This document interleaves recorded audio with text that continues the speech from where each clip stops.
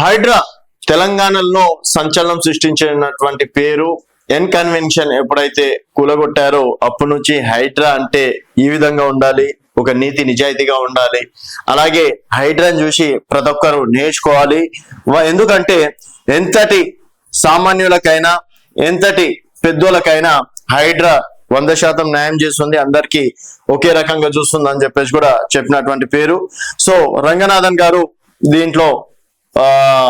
దీనికి హెడ్ గా ఉన్నారు. సో మరి హైడ్రా వల్లనే తెలంగాణకి రియల్ ఎస్టేట్ విషయంలో కావచ్చు, ఇంకేదైనా విషయంలో ఇది స్థుతి అని చెప్పేసి ప్రతిపక్షాలు. తర్వాత హైడ్రా తీసుకురావడం వల్ల చెరువులను కాపాడుతున్నాం అని చెప్పేసి ప్రభుత్వం. అయితే మరి హైడ్రా పైన మరోసారి హైకోర్టు ఘాటు వ్యాఖ్యలు చేయడం అనేది జరిగింది. మరి హైడ్రా అనేది టార్గెట్ పేద మధ్య తరగతి మాత్రమేనా అని ప్రశ్నించింది. ప్రముఖులకు ప్రత్యేక చట్టం ఉందా అని ప్రశ్నించిన ధర్మాసనం. ఎందుకంటే రాజేంద్ర నగర్ తహసీల్దార్ ఇచ్చిన నోటీసులపై ఫాతిమా అనే మహిళ హైకోర్టును ఆశ్రయించింది. పిటిషన్ ను విచారించే సమయంలో హైకోర్టు ధర్మాసనం హైడ్రా అధికారులని మందలించింది. ఇప్పటి వరకు ఎంత క్షుణ్ణంగా పరిశీలించి చూసినా ఎక్కడ కూడా హైడ్రా పనితీరు ఆశాజనకంగా లేదని హైకోర్టు జస్టిస్ విజయసేన్ రెడ్డి పేర్కొన్నారు. నిబంధనలకు విరుద్ధంగా ఉన్నాయని, ప్రముఖుల ఇండ్లను వదిలి పేదల నిర్మాణాలను కూల్చితే ప్రయోజనం లేదని చెప్పేసి చెప్పడం అనేది జరిగింది. సో మరి ఎందుకు ఈ టాపిక్ వచ్చిందంటే నాగార్జున గారిని కావచ్చు, తర్వాత ఒక ఇద్దరు ముగ్గురిని బడా నాయకులని టార్గెట్ చేయడం అనేది జరిగింది. తర్వాత చూసుకుంటే ఎక్కడ చూసినా పేద అలాగే మధ్య తరగతి కుటుంబాల పైన హైడ్రా టార్గెట్ చేసింది. పోనీ తర్వాత ఇంకెవరినన్నా యూజ్ చేసిన అంటే ఇక్కడ మనకి దుర్గం చెరువు చూసుకున్నట్టయితే ఇక్కడ బంపర్ జోన్ లోనే రేవంత్ రెడ్డి సోదరుడి ఇల్లు ఉందని చెప్పేసి అది అందరికీ తెలిసిన విషయమే. తర్వాత ఇక్కడ దాదాపు ఒక 12 నుంచి 15 కీలక విల్లాలు ఉన్నాయి. సో అవి కూడా అన్ని ప్రముఖులవే.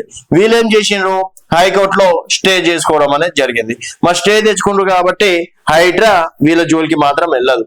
అదే ఇప్పుడు పేద తరగతి మధ్య తరగతి వాళ్ళు ఉంటారు కదా, వాళ్ళకి స్టే తెచ్చుకోవడం అప్పటికప్పుడు స్టే అయితే ఇవ్వలేదు కదా, ఎందుకంటే వాళ్ళు పేదోళ్ళు కాబట్టి వాళ్ళు కొంతమేర హైకోర్టు లేట్ చేయడం వల్ల హైడ్రా ఇక్కడ రంగంలో దిగి వీళ్ళ ఇల్లులని కూల్చివేసే ప్రయత్నం చేస్తున్నారు. సో ఇదే విషయం పైన ఫాతిమా అనే ఒక మహిళ కేసు వేయడం అనేది జరిగింది. అసలు హైడ్రా నిబంధనలు ఏంది, హైడ్రా చట్టాలు ఏంది అంటే పేద మధ్య తరగతి వాళ్ళకు ఒక న్యాయం, అలాగే ఉన్నవారికి ఒక న్యాయం ఏమైనా వ్యవహరిస్తుందా, పోనీ డబ్బులున్న వారికి స్పెషల్ గా చట్టాలు ఏమైనా చేస్తుందా? మరి హైడ్రా అన్నప్పుడు అందరిని ఒకటే రకంగా చూడాలి కదా.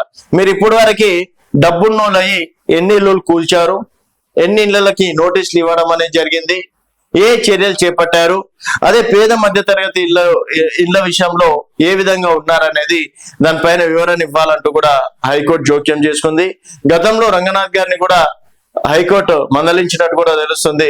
ఆదివారాలు శనివారాలు పూట మీ ప్రతాపం ఏంటి, ఆదివారాలు వస్తే ప్రజలు భయపడి ఎక్కడ ఏ ఇల్లు కూల్స్తారో అని చెప్పేసి భయపడిపోతున్నారు. సో సెలవు దినాల్లో కాకుండా మామూలు రోజుల్లో ఇలాంటివి పెట్టుకోవాలని చెప్పేసి కూడా చెప్పారు. అలాగే సీఎం లేకపోతే ఇంకే అధికారులు ఆదేశిస్తే మీరు వాళ్ళ నమ్ముకొని వాళ్ళు చెప్పినట్టు చేస్తారా అని చెప్పేసి కూడా చెప్పినట్టు తెలుస్తుంది. మరి ఇక్కడ ఓన్లీ టార్గెట్ కేవలం పేద మధ్య తరగతి ప్రజలేనా, ఉన్నవారికి హైడ్రా వర్తించదా అనేది మీ అభిప్రాయాల కింద కామెంట్ రూపంలో తెలియజేయండి. చూస్తూనే ఉండండి తెలంగాణ.